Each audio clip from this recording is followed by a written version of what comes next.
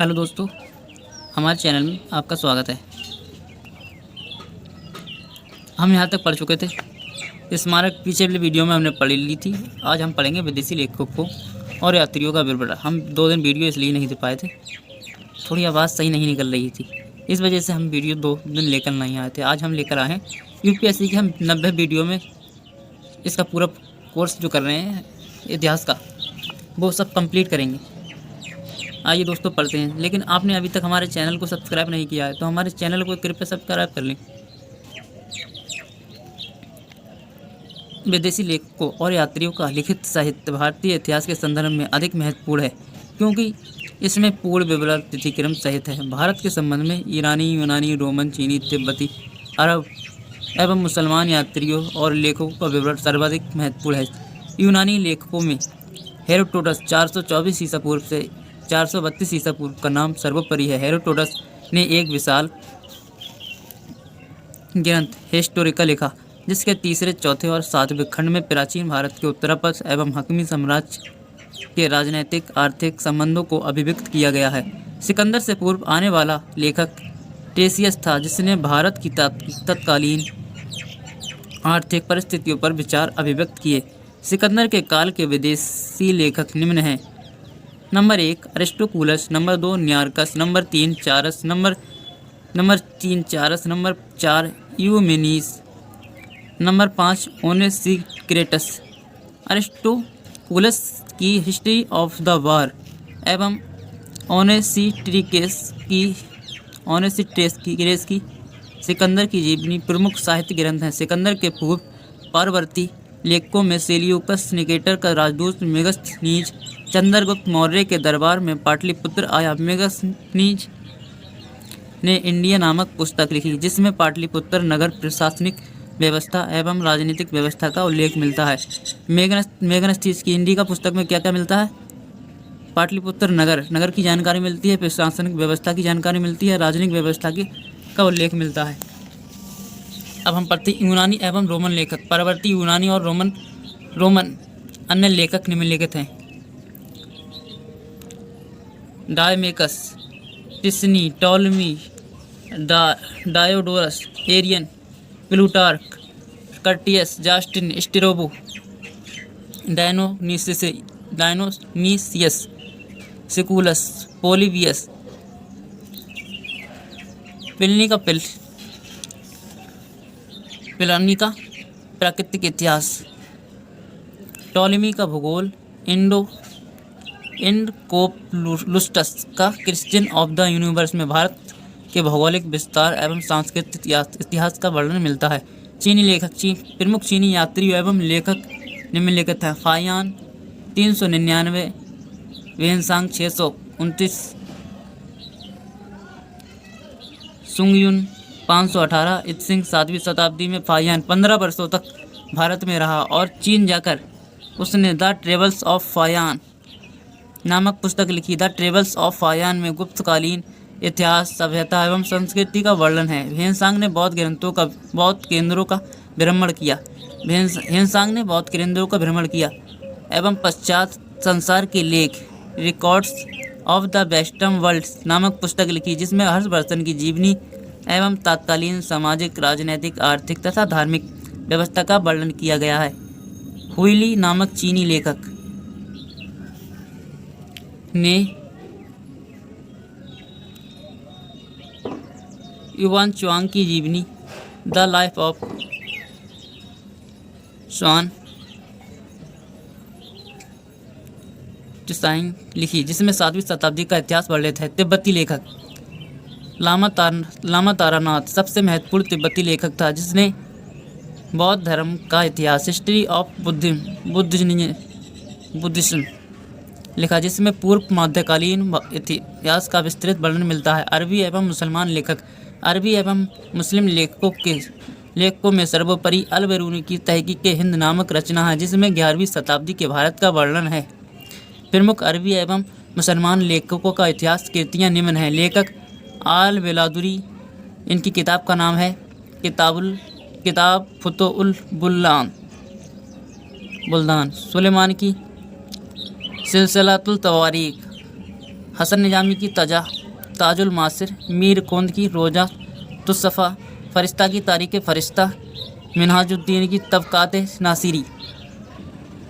निष्कर्ष: प्राचीन भारतीय इतिहास को बेखूबी जानने के लिए साहित्यिक ग्रंथ, ऐतिहासिक ग्रंथ, पुरातात्विक एवं विदेशी लेखकों और यात्रियों की पुस्तकों, विवरणों की भूमिका निश्चित रूप से सर्वोत्कृष्ट रही है। इन सभी स्रोतों का अपना अलग अलग महत्व है। एक तरफ साहित्यिक स्रोतों में तिथि क्रम का अभाव है, तो दूसरी तरफ पुरातात्विक स्रोत अपूर्ण जानकारी के स्रोत हैं। अतः निष्कर्ष रूप में समन्वयत स्वरूप में इनका समन्वय ही भारतीय इतिहास को प्रकट करने का एकमात्र उपाय है। अब दोस्तों हम परीक्षा उपयोगी स्मरणीय तथ्य देखेंगे जो याद करने के लायक, जो हमें याद करना है जैसे जैसे परीक्षा के लिए बहुत महत्वपूर्ण होते हैं। दोस्तों जो महत्वपूर्ण प्रश्न होते हैं वो यहीं से बनते हैं। आइए हम परीक्षा स्मरणीय तथ्य देखते हैं। भारतीय इतिहास के साधनों को 4 भागों में वर्गीकृत किया गया है: साहित्यिक ग्रंथ, ऐतिहासिक ग्रंथ, पुरातात्विक, विदेशी लेखक एवं यात्रियों का विवरण। 4 साधनों से हमें भारतीय इतिहास की 4 साधनों से जानकारी मिलती है।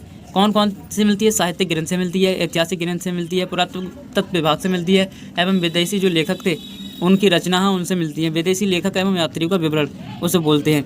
संप्रदाय भेद से साहित्य ग्रंथों को 3 भागों में वर्गीकृत किया गया है। जो संप्रदाय के धार्मिक जो ग्रंथ हैं उनको 3 भागों में वर्गीकृत किया है, जिसमें ब्राह्मण ग्रंथ, बौद्ध धर्म ग्रंथ, जैन धर्म ग्रंथ। सृष्टि के प्राचीनतम एवं ब्राह्मणों का सर्वश्रेष्ठ अपर रूप वैदिक साहित्य में वैदिक साहित्य है। वेदों की संख्या 4 है। वेदों की संख्या कितनी है? 4। कौन कौन से हैं? ऋग्वेद, सामवेद, यजुर्वेद, अथर्ववेद। धार्मिक भावनाओं से उत्प्रेरित ब्राह्मण ग्रंथों के निम्न प्रकार हैं। धार्मिक भावनाओं से उत्प्रेरित ब्राह्मण ग्रंथों के निम्न प्रकार हैं: वैदिक साहित्य, ब्राह्मण ग्रंथ, आरण्यक, उपनिषद, वेदाग, स्मृति या धर्मशास्त्र। दोस्तों यहाँ तक हमने पढ़ लिया, आगे चलते हैं। षड्दर्शन, उपवेद, महाकाव्य। विद्वान ऋग्वेद की रचना सब सैंधव प्रदेश 1500 ईसा पूर्व से 1000 ईसा पूर्व के मध्य हुई ऐसा मानते हैं। ऋग्वेद में 10 मंडलों एवं 1028 सूक्तों में विभक्त है। 2 से 9 मंडल सारे सूक्त पुराने हैं। 2 से 9 मंडल के सारे सूक्त पुराने हैं। ऋग्वेद ईरानी ग्रंथ जैन अवेस्ता से पूरी तरह मिलता है।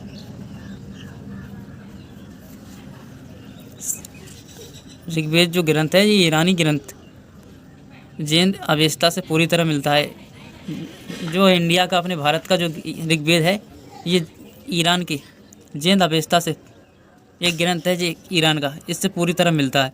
सामवेद का प्रयोग यज्ञ आदि कार्यों का गायन परंपरा से संपन्न कराने के लिए किया जाता है। सामवेद में 1550 मंत्र हैं, जिसमें ऋग्वेद में 75 को छोड़कर शेष मिलते हैं। सामवेद में 1550 मंत्र हैं, जिसमें 75 जो ऋग्वेद में मंत्र हैं सभी 75 मंत्रों को छोड़कर बाकी शेष सभी सामवेद में मिलते हैं। यजुर्वेद उत्तर वैदिक काल के सामाजिक, धार्मिक एवं राजनीतिक जीवन के संबंध में जानकारी प्रदान करता है। यजुर्वेद अगर प्रश्न पूछ लिया जाए प्राचीन काल की सामाजिक, धार्मिक एवं राजनीतिक जीवन के संबंध में जानकारी कौन सा वेद देता है? तो यजुर्वेद। यजुर्वेद के 2 भेद हैं: कृष्ण यजुर्वेद, शुक्ल यजुर्वेद। कृष्ण यजुर्वेद की 4 शाखाएं हैं। यजुर्वेद के 2 भेद हैं: कृष्ण यजुर्वेद, शुक्ल यजुर्वेद। कृष्ण यजुर्वेद की 4 शाखाएं हैं: काटक, कपिष्ठल, मैत्राणी, तैत्तिरीय। और शुक्ल यजुर्वेद की 1 शाखा है, वाजसनेयी। हमने पिछले भी पढ़ चुके हैं। कृष्ण यजुर्वेद में यज्ञ विधियों के मंत्रों की व्याख्या है, जबकि शुक्ल यजुर्वेद में सिर्फ मंत्र ही हैं। अथर्ववेद 20 मंडलों में विभक्त है। इसमें 731 गद्य एवं पद्य रचनाएं हैं। अथर्ववेद में जादू, टोना, चित्रकला, धनुर्विद्या से संबंधित विवरण है। अथर्ववेद में 20 मंडलों में विभक्त है। इसमें 731 गद्य एवं पद्य रचनाएं हैं। अथर्ववेद में जादू, टोना, चित्रकला, धनुर्विद्या से संबंधित विवरण है। अगर प्रश्न आ जाए जादू, टोना, चित्रकला या धनुर्विद्या से कोई भी प्रश्न आ जाए कौन से वेद से जानकारी मिलती है? तो इसका तुरंत ही आंसर देना है अथर्ववेद। ऐत्रेय, शतपथ, गोपथ, पंचविश आदि ब्राह्मण ग्रंथ इतिहास के लिए सर्व उपयोगी धर्म ग्रंथ हैं। ब्राह्मणों के अंतिम भाग को आरण्यक कहते हैं। प्रमुख रूप से तैत्तिरीय, ऐतरेय, मैत्रेयी तीन आरण्यक दार्शनिक विचारधारा का सूत्रपात आरण्यकों द्वारा हुआ। उपनिषदों की संख्या 108 है। प्रमुख उपनिषद निम्नलिखित हैं: ईश, ऐतरेय, कट, केन, छंदोग्य, तैत्तिरीय, बृहदारण्यक, मुंडक, श्वेतोपनिषद, प्रश्न उपनिषद। वेदों के विधिवत अध्ययन के लिए सूत्रों का निर्माण हुआ जो कई शाखाओं में विभक्त थे, उन्हें वेदांग कहा गया। वेदों के विधिवत अध्ययन के लिए किसका निर्माण हुआ? सूत्रों का निर्माण हुआ जो कई शाखाओं में विभक्त थे, उन्हें वेदांग कहा गया। मुंडकोपनिषद के अनुसार वेदांग 6 हैं: शिक्षा, कल्प, व्याकरण, निरुक्त, छंद, ज्योतिष। महाभारत को वेद व्यास ने लिखा। महाभारत का प्राचीन नाम जय था।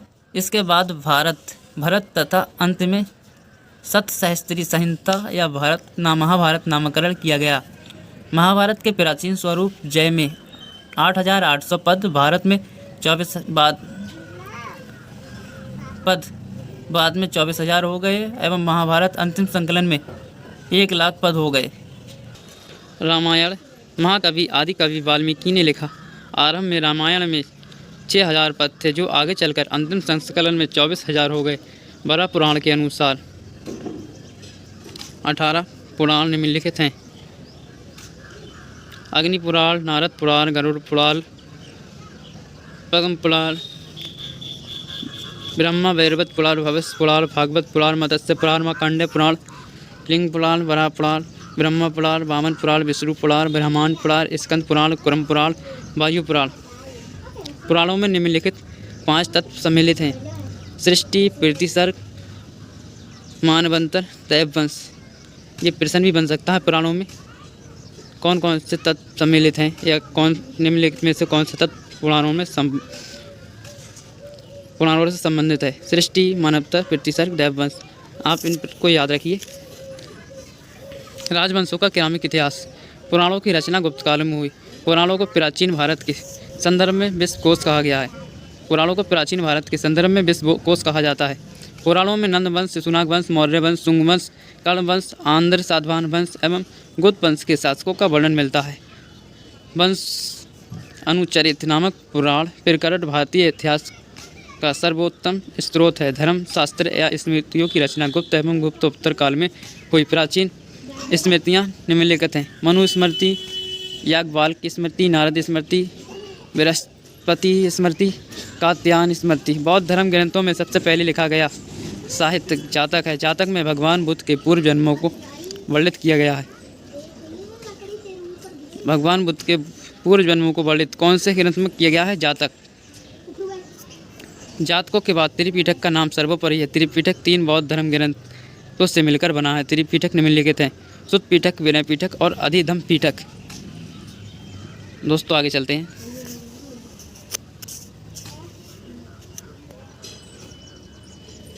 जैन साहित्य के ग्रंथों में ऐतिहासिक स्रोत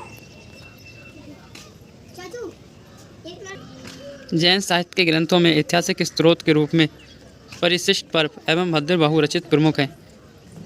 जैन साहित्य के ग्रंथों में ऐतिहासिक स्रोत के रूप में परिशिष्ट पर्व और भाद्र बहु चरित प्रमुख हैं। परिशिष्ट पर्व एवं भद्र बहु चरित ये जैन धर्म ग्रंथ हैं। ऐतिहासिक स्रोत के रूप में कल्हड़ की रजतंगड़ी,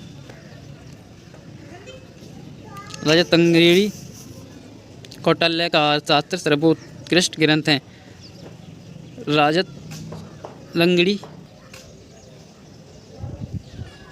रजतंगड़ी में इतिहास वर्णित है। अर्थशास्त्र को 15 अधिकरणों में एवं 180 प्रकरणों में विभक्त किया गया है। अर्थशास्त्र में मौर्यकालीन प्रशासन एवं चंद्रगुप्त मौर्य के शासन की जानकारी समाहित है। प्राचीन भारतीय इतिहास के स्रोत निम्नलिखित ग्रंथ हैं। इतिहास के निम्नलिखित ग्रंथ हैं प्रमुख ग्रंथ हैं: सोमेश्वर का चतुर्विंशति प्रबंध, हेमचंद्र का कुमारपाल चरित्र, चंद्र प्रभा सूरी का प्रभाव करीचत, गंगाधर पंडित का मंडलिक महाकाव्य, जयसिंह सूरी का हमीर महाकाव्य, राजनाथ का मूसिक वंशम एवं राजा भूदय। संगम साहित्य में चोल, चेर, पांड्य वंशों का साहित्य वर्णन किया गया है। संगम साहित्य में निम्नलिखित तमिल ग्रंथ प्रमुख हैं: एतुतोकई,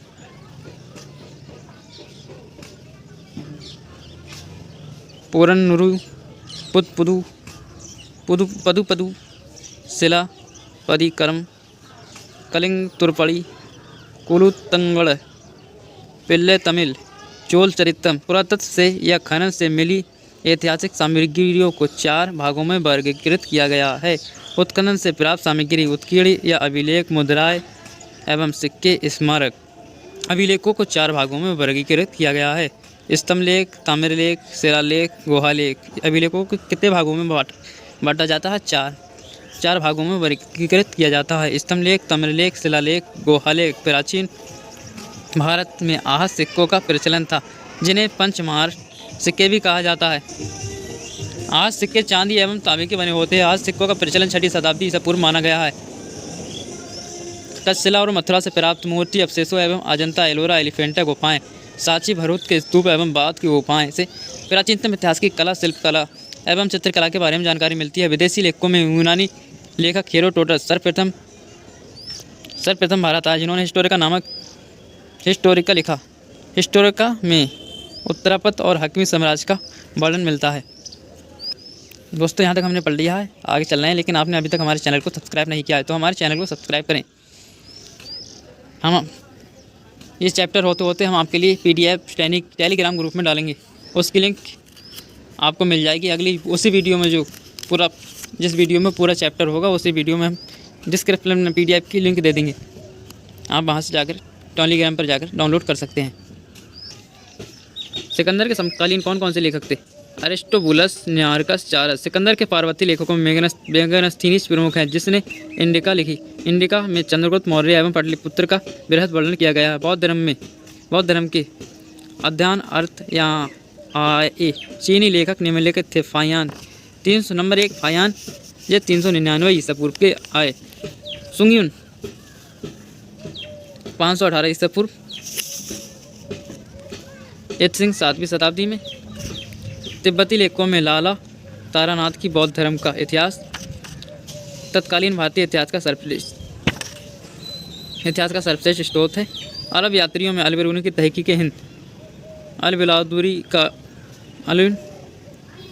बिलादुरी का किताब कुत्तु अल-बुल्दान एवं सुलेमान का सिलसिला तुल तवारीख नामक यात्रा वृत्तांत भारतीय इतिहास के लिए सर्वोत्कृष्ट हैं। विशिष्ट स्मरणीय तथ्य, विभिन्न वंशों के ऐतिहासिक स्रोत।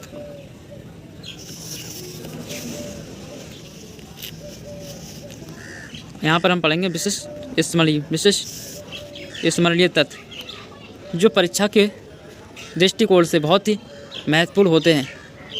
इन्हें विशिष्ट स्मरणीय तथ्य के रूप में जाने जाते हैं, तथ्य के रूप में होते हैं, और ये परीक्षा के प्रश्न भी इन्हीं के द्वारा ज़्यादातर बने जाते हैं। आपने अभी तक जानकारी फुल डिटेल से पढ़ा था, इसलिए इससे पिछले ये स्मरणीय जो तथ्य होते हैं प्रश्न इन्हीं के द्वारा ज़्यादा आते हैं, और इन्हीं के द्वारा बहुत ही अच्छे से तैयारी भी बहुत अच्छे से। विभिन्न वंशों के, चलो आगे पढ़ते हैं दोस्तों, पढ़ते हैं हम विभिन्न वंशों के ऐतिहासिक स्रोत। मौर्य वंश की संपूर्ण जानकारी के लिए सर्वोत्कृष्ट साहित्यिक स्रोत अर्थशास्त्र है। मौर्य वंश की जानकारी के लिए सबसे अच्छा ग्रंथ कौन सा है जिससे सबसे अच्छी जानकारी मिलती है? जो वो है अर्थशास्त्र। अर्थशास्त्र में राज्य के तत्व, राजा की स्थिति, उसके अधिकार एवं कर्तव्य, राजा के नीति निर्धारक तत्वों के विशद विश्लेषण किया गया है। अर्थशास्त्र की तुलना अरस्तु के पॉलिटिक्स या मैकियावेली की प्रिंस नामक ग्रंथ से की जाती है, जिसका काल ईसा की 2 से 3 शताब्दी माना गया है। मौर्यकालीन साहित्यिक स्रोत। निम्नलिखित साहित्य से मौर्यकालीन सभ्यता, संस्कृति, राजनीतिक एवं धार्मिक परिवेश की जानकारी मिलती है। ये कौन कौन सी कीर्ति हैं, कौन कौन से लेखक हैं, आइए हम पढ़ते हैं। विशाख दत्त की मुद्रा राक्षस, सोमदेव की कीर्ति है कथा सरित सागर, चमेंद्र की बृहत कथा मंजरी, पतंजलि की महाभाष्य, पाणिनि की अष्ट अध्याय। मौर्यकालीन बौद्ध धर्म ग्रंथ दीपवंश, महावंश, दिव्यवादन, अशोकवादन, मंजूश्री, मूलकत, मिलिंदोफाहो, महापरिनिर्वाण सूत्र। मौर्यकालीन जैन धर्म ग्रंथ कौन कौन से हैं? परिशिष्ट पर्व, कल्पसूत्र, भद्रबाहु चरित, हेमचंद्रिका, स्वावरावली चरित। मौर्यकालीन तमिल साहित्य स्रोत मूमल नार का साहित्य, पौराणिक का साहित्य। मौर्यकालीन विदेशी यात्री या लेखक मेगनस्थीस, ये कहाँ के? यूनानी के थे। राजदूत डायोनिसिस, ये भी यूनान के थे। स्ट्रोब, ये भी यूनान के थे। डायोडोरस, ये भी यूनान के थे। एरियन, ये भी यूनानी थे। हेमसांग, ये चीनी यात्री थे। मौर्यकालीन प्रमुख अभिलेख कौन कौन से हैं? स्तंभ अभिलेख, जो स्तंभ अभिलेख हैं ये कौन कौन से हैं? प्रमुख हैं मौर्यकालीन के। निम्न स्थलों के अभिलेख मौर्यकालीन के ऐतिहासिक स्रोत हैं। रुमनदेही, ये अभिलेख उत्तर प्रदेश में मिला है। निगलवा अभिलेख दिल्ली, टोपरा, इलाहाबाद, कौसम, ये कौशाम्बी में मिला। लोरिया, अरेराज, लोरिया नंदनगढ़, चंपारण बिहार में मिला। सारनाथ, ये बनारस में मिला। सांची मध्य प्रदेश का है। मध्य प्रदेश का स्तंभ अभिलेख है। दिल्ली, मेरठ।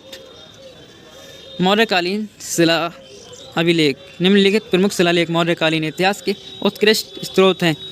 एर्रागुडी, रजुलमंदीगिरी, ये आंध्र प्रदेश में मिला। ब्रह्मगिरी, सिद्धपुर।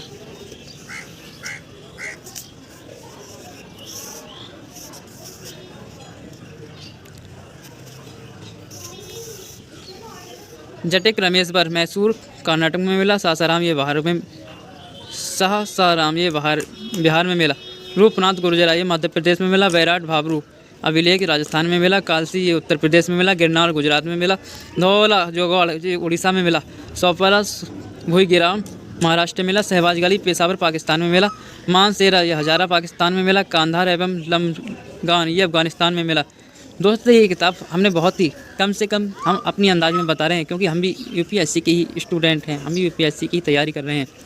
इसलिए ये किताब लगभग 200 किताबें छाँटी हुई, तो ये उन किताबों में से ये किताब छाँटी गई है। इसमें सबसे ज़्यादा जानकारी दी गई थी, इसलिए हमने ये किताब खरीदी। 200 किताबों कम से कम छाँटी होंगी हमने, तो ये किताब को चुना था। बाकी आप इससे भी अच्छी आपके पास हो सकती है किताब हो, लेकिन हमारी नज़र में अभी तक हमने जो 200 किताबों में से किताब छाँटी, वो किताब सबसे अच्छी हमें लगी, क्योंकि मेंस के लिए बहुत ही उपयोगी है ये। हम आपको पीडीएफ देंगे। पीडीएफ इस चैप्टर के लास्ट में आपको पीडीएफ मिलेगी। हम 90 वीडियो में भारत का पूरा इतिहास कंप्लीट करेंगे, जिसमें मौर्य कहने का मतलब उसमें प्राचीन भारत का इतिहास होगा, मध्यकालीन भारत का इतिहास भी होगा और आधुनिक भारत का इतिहास भी उसी में होगा। आइए मौर्यकालीन गुहा अभिलेख पढ़ते हैं। गया के पास बराबर की पहाड़ियों के 3 अभिलेख प्रमुख हैं। नागिरोध गुहा या सुदामा गुहा, विश्व झोपड़ी गुहा, कड़ चौपड़ गुहा। मौर्यकालीन अन्य अवशेष आज सिक्के एवं उत्खनन से प्राप्त उत्तरी ओपदार काले मृदभांड मौर्यकालीन व्यवस्था की जानकारी प्रदान करते हैं। शुंग वंश, हमने मौर्य वंश की जानकारी ली। अब पढ़ते हैं शुंग वंशीय साहित्यिक स्रोत। पतंजलि का महाभाष्य, कालिदास का मालविक अग्निमित्रम, बाणभट्ट का हरिश्चरित्र, वायुपुराण। जैन साहित्य मरुतुंग की थेरावली। बौद्ध साहित्य की कौन सी? दिव्यवादन। विदेशी लेखक या यात्री? तिब्बती लाला तारानाथ की कीर्ति। बौद्ध धर्म का इतिहास, शुंग वंश का सर्वश्रेष्ठ ऐतिहासिक स्रोत है। शुंग वंशीय अभिलेख, खारवेल का हाथी गुम्बा अभिलेख, धनदेव का अयोध्या अभिलेख, स्मारक भरभूत एवं सांची के स्तूप। हमने अभी पढ़ा था, शुंग वंश की जानकारी ली थी। अब हमने शक वंश के जो भी आने वाले प्रश्न हैं या जो प्रश्न बन सकते हैं, महत्वपूर्ण प्रश्न इतने ही हैं और इससे आगे से अलग बहुत ही पूछने की कम उम्मीद है। साहित्य के स्रोत, शक वंश के साहित्य के स्रोत कौन कौन से हैं? महाभारत, रामायण, हर्षचरित, मनुस्मृति। अभिलेख कौन कौन से शक वंश की जानकारी की कौन से अभिलेख से मिलती है? शक वंश की जानकारी कौन कौन से अभिलेख से मिलती है? अभिलेख हम देख लेते हैं। तक्षशिला तमिल अभिलेख, जूनागढ़ अभिलेख शक शासक रुद्रदमन से संबंधित। अब हम पढ़ेंगे गुप्त वंश। हमने अभी पढ़ा शक वंश से ज़्यादा क्वेश्चन नहीं आते, तो इसमें इतने ही दिए गए हैं। बाकी किताब में तो हो सके छोड़ दिया गया हो, लेकिन इस किताब को हमने छांटा था। बहुत ही हमने आपको बताया था लगभग 200 किताबों में से हमने इस किताब को छांटा है, तो ये किताब हमको पसंद आई। इसमें उस 200 किताबों में छांटी उस सबसे ज़्यादा जानकारी इसी किताब में दी गई है। गुप्त वंश हम पढ़ते हैं। गुप्त वंशीय साहित्य के स्रोत, वैदिक साहित्य, गुप्त वंश के शासकों एवं शासन प्रणाली, सभ्यता, संस्कृति के बारे में। वैदिक साहित्य, गुप्त वंशीय साहित्य के स्रोत, वैदिक साहित्य, गुप्त वंश के शासकों एवं शासन प्रणाली, सभ्यता, संस्कृति के बारे में। इतिहास को प्रदर्शित करने में निम्न पुराण का सर्वाधिक महत्वपूर्ण है। ब्रह्मांड पुराण, वायु पुराण, विष्णु पुराण। अन्य साहित्य वत्स्यायन का कामसूत्र विकसाकदात का मुद्रा राक्षस देवी चंद्रगुप्तम वसुबंधु का जीवन वृत्तांत कौमुदी का महोत्सव शूद्रक का मृच कटिकम। कालिदास की निम्नलिखित रचनाएं हैं। ऋतु संहार, कुमार संभव, मेघदूत, मालवी अग्निमित्रम, अभिज्ञान शकुंतलम। ये कालिदास की रचनाएं हैं। इनसे भी प्रश्न कभी कभी पूछ लिया जाता है। कालिदास की निम्नलिखित में से कौन सी कालिदास की रचनाएं हैं या निम्नलिखित में से कौन सी कालिदास की रचनाएं नहीं हैं। आप ये 5 रचनाओं को ध्यान रखें, ज़्यादातर ये परीक्षा में पूछी जाती हैं। बौद्ध धर्म ग्रंथ आर्य मंजू श्री मूलकल्प, आर्य मंजू श्री मूलकल्प। जैन धर्म ग्रंथ हरिवंश पुराण, तुलोपढ़ती। साहित्यिक ग्रंथ कृष्ण चरितम, सेतुबंध, कुंतलेश्वर दैत्यम, वसुबंधु चरितम, कव्यालंकार, सूत्रवृत्ति, हस्तचरित, काव्य मीमांसा, आयुर्वेद दीपिका टीका, चंद्रभाग परिपृच्छा, कथा सरित सागर। गुप्त वंशीय विदेशी लेखक। गुप्त काल में कौन कौन से विदेशी लेखक आए, उनकी कौन कौन सी किताबें लिखी। चीनी यात्री फाहियान की पुस्तक फो क्यों की रिकॉर्ड्स ऑफ द बुद्धिस्टिक किंगडम्स। फो यो की गुप्त वंश के संपूर्ण इतिहास का सशक्त स्रोत है। नंबर 2, चीनी यात्री ह्वेनसांग की पुस्तक सी यू की Buddhist record of the eastern world. सीयू की ह्वेनसांग ने अपनी यात्रा से लौटने के बाद 646 ईस्वी में लिखी, जिसका अनुवाद वाटर्स ने किया। चीनी यात्री सिंह की पुस्तक काउ फा काउ सांग युन। बांग वेन तसे की पुस्तक योग्यान चूलिन। गुप्त वंशीय मुद्राएं वैशाली का द्रुस्वामिनी मोहर। गुप्त वंशीय सिक्के निम्नलिखित सिक्के गुप्तकालीन इतिहास के सर्वश्रेष्ठ स्रोत हैं। दंडधारी प्रकार, अश्वमेघ सिक्के, किरतान परशु प्रकार, धनुर्धारी प्रकार, छत्र प्रकार के सिक्के, सिंह निहंता के सिक्के। गुप्त वंशीय स्मारक उदयगिरी, देवगढ़ एवं तिगवा का मंदिर। गुप्तकालीन सिक्के बयाना दफीना भरतपुर के पास प्राप्त हुए हैं, जिसमें 1821 सोने के सिक्के मिलते हैं। गुप्त वंशीय प्रमुख अभिलेख।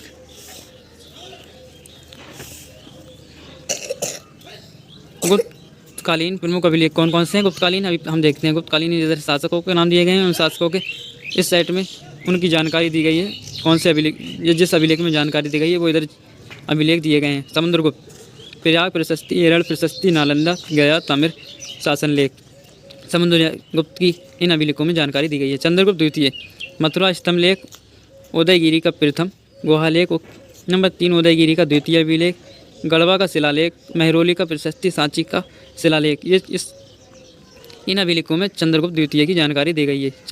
अभिलेख भी है, इसमें शिलालेख भी है। कुमारगुप्त प्रथम, बिलसाल स्तंभ लेख। नंबर 1 बिलसाल स्तंभ लेख। नंबर 2 गढ़वा का द्वितीय शिलालेख, गढ़वा का तृतीय शिलालेख, उदयगिरी का तृतीय गुहालेख, धनदय तमिल लेख। नंबर 6 मथुरा का जैन मूर्ति लेख। नंबर 7 तुमैन शिलालेख। नंबर 8 मंदसौर शिलालेख। नंबर 9 करम दंडा लिंग लेख।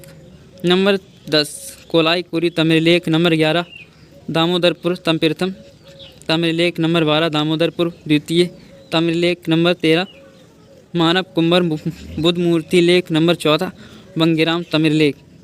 इसमें कुमारगुप्त प्रथम की जानकारी दी गई है। स्कंदगुप्त की कौन कौन से अभिलेख में जानकारी दी गई है? जूनागढ़ प्रशस्ति में दी गई है, सूफिया स्तंभ अभिलेख में दी गई है, भीतरी स्तंभ लेख में दी गई है, इंदौर तमिल लेख में दी गई है, कहाप स्तंभ लेख में दी गई है। कुमारगुप्त द्वितीय की जानकारी सारनाथ बुद्ध मूर्ति अभिलेख में कुमारगुप्त की जानकारी दी गई है। सारनाथ बुद्ध मूर्ति अभिलेख में कुमारगुप्त द्वितीय की जानकारी दी गई है। पुरुगुप्त बिहार स्तंभ लेख, बिहार स्तंभ लेख में पुरुगुप्त की जानकारी दी गई है। बुद्धगुप्त सारनाथ बुद्ध मूर्ति लेख। नंबर 2 राजघाट जो वाराणसी में है स्तंभ लेख। ये स्तंभ राजघाट जो वाराणसी में ये स्तंभ लेख है।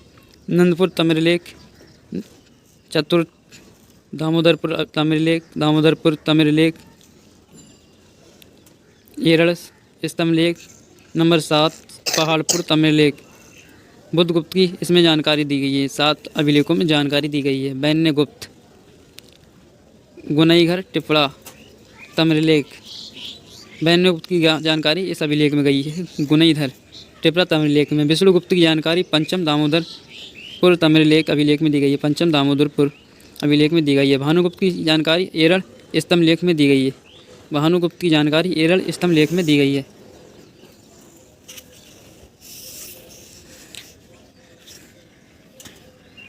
यहाँ तक हमने पढ़ लिया, अभिलेख। अब हम पढ़ेंगे चालुक्य वंश की जानकारी। कहाँ कहाँ से ऐतिहासिक स्रोत, इसके जानकारी के ऐतिहासिक स्रोत कौन कौन से हैं। चालुक्य वंश की ऐतिहासिक स्रोत। सबसे पहले हम देखेंगे साहित्यिक स्रोत। चालुक्य वंश का साहित्यिक स्रोत संगम साहित्य है। एतुतोकई, पुरन्नुरु, पत्तु, शिल्पकदिकारम आदि ग्रंथों में चालुक्य वंश का इतिहास फिर पुष्टित होता है। अन्य साहित्यिक स्रोत भारवी का किरात अर्जुनियम, बिल्लड़ का विक्रम अंगदेव चरितम, महेंद्र वर्मन का मत विलास। उत्खनन से प्राप्त अवशेष स्थल कांचीपुरम, महाबलीपुरम, तंजौर, पडुकोट्टी अभिलेख, ऐलोल अभिलेख, तोगरचेरी अभिलेख, कर्नूल अभिलेख। हर्षवर्धन काल की जानकारी के साहित्यिक ऐतिहासिक स्रोत कौन कौन से हैं। सबसे पहले साहित्यिक स्रोत देखेंगे बाणभट्ट का हरिश्चरित्र, कादम्बरी, पारवर्ती, परियणय, निरिप। हर्षवर्धन के 3 नाटक रत्नावली, प्रियदर्शिका, नागानंद, दंडीधन का 10 कुमार चरित्र। विदेशी लेखक कौन कौन से हैं हर्षवर्धन काल के। चीनी यात्री वेन्सांग की पुस्तक सी यू की record of the western world 640 ईस्वी में वाटर्स ने इसका अनुवाद किया। हुइली को वेन्सांग की जीवनी लाइफ ऑफ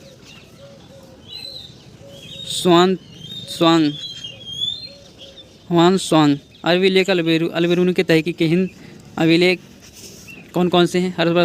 हर्षवर्धन काल के मधुबन अभिलेख आजमगढ़ उत्तर प्रदेश से मिला है, ये 631 ईस्वी का है। बांसबेड़ा तमिल अभिलेख ये शाहजहाँपुर उत्तर प्रदेश से मिला है, ये 628 ईस्वी का है। मोहरे नालंदा एवं सोनपत से प्राप्त हुई मोहरें। यहाँ तक हमने पढ़ लिया दोस्तों। हम प्राचीन काल की ऐतिहासिक रचनाएं अगली वीडियो में लेकर आएंगे। आपने अभी तक हमारे चैनल को सब्सक्राइब नहीं किया है तो हमारे चैनल को सब्सक्राइब कर लें, जिससे आपको जानकारी मिलती रहे, पूरी जानकारी मिलती रहे। और हम जल्दी ही आपके लिए PDF टेलीग्राम ग्रुप में डालेंगे, जिससे आप वहां जाकर और अच्छे से पढ़ सकती हैं, अपने नोट्स बना सकते हैं।